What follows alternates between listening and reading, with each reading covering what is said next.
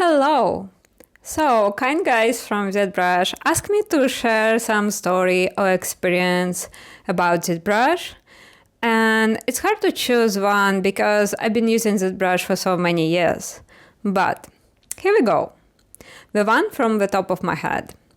In 2018, Pixelogic announced Michelangelo Challenge that have to be held during the ZBrush Summit.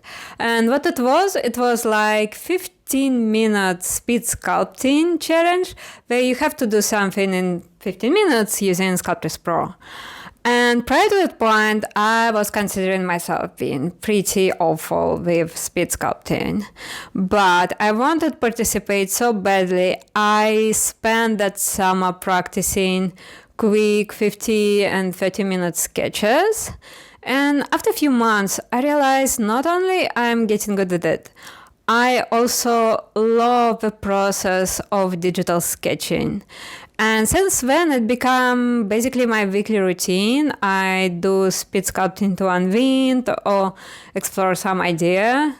And no, I didn't want this challenge, but I honestly have so much fun and still having a lot of fun till that day.